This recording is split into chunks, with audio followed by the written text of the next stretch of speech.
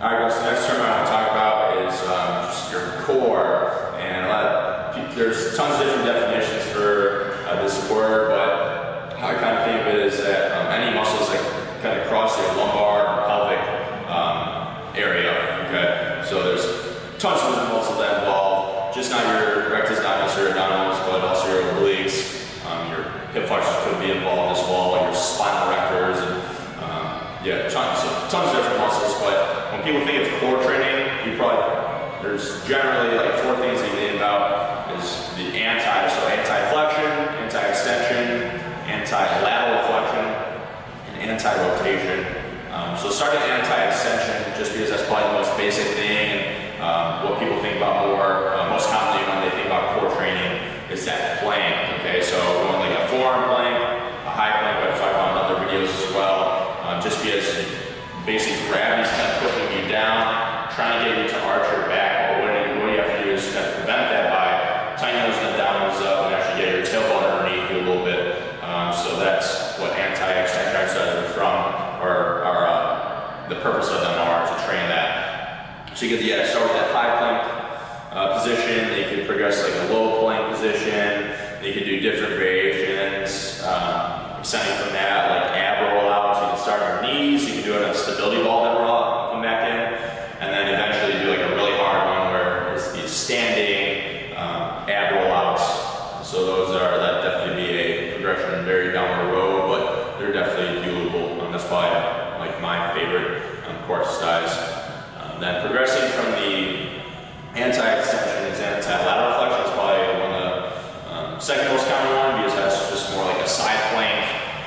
So that'd be again elbow underneath the shoulder the entire time. Just make sure the side plank too that you push your hips forward. So a lot of times people will have them back on the ground. Make sure you engage your glutes, push your hips forward so everything's nice in line, and you try to look straight ahead as you do it. And then you could add some variations like that. You could add some arm reaches in. You could add some leg variations too. You can move that top leg. That usually involves your glutes as well, just because your bottom leg has to stabilize you from going into adduction. So you get some glute involvement too.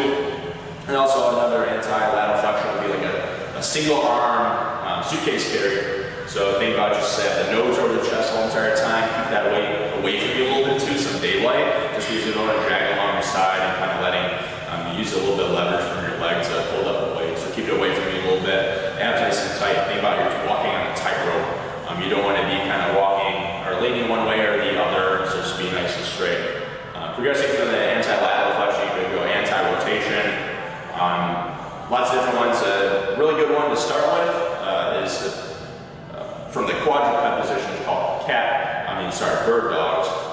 And that one just kind of involves, you can start with here on all fours, kind of raise one arm up, hold right back down. Then you can kind of progress to doing maybe one leg going to the back and then coming right back. Then you can progress to doing the opposite arm and opposite leg at the same time. And that just kind of tells the anti-rotation, just because then you're only on 2 points of contact. You need to prevent yourself from tipping over one way or the other. And also just make sure with that one too, try to maintain that neutral spine position. And also you don't overextend your leg going back, just because then you're kind of arch your lower back.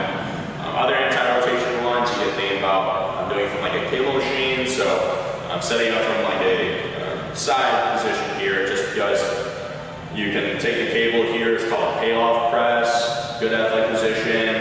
You can punch this out, and it's just because as you punch it out, basically your lever arm or the resistance gets greater, so you're going to have a greater tendency to try to rotate this way, but you want to prevent that just because it is an anti-rotation exercise. So that's another option for anti-rotation.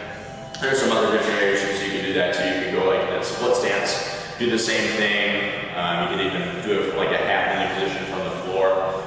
So there's different ones you can do. And then anti-flexion is the last one to talk about.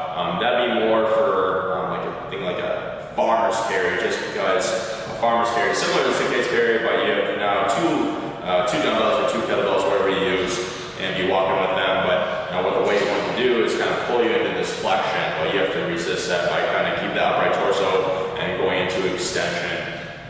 I'd say there's less variations you do with anti-flexion, but still a very important one to do. especially the farmer's carry. That's definitely almost like a total body exercise, just because doing the farmer's carry also kind of works your hips as well as your walk.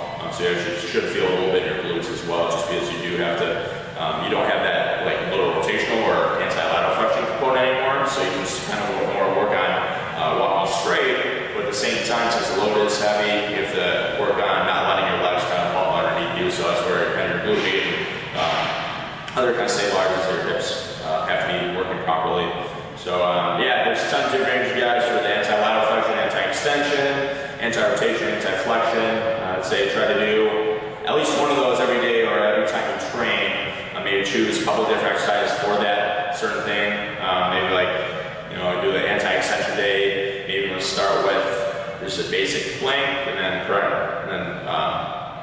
later during the workout you can go right to some type of ab wall variation, or maybe a little bit down the road, depending. So yeah, just play around with these, and yeah, thanks guys.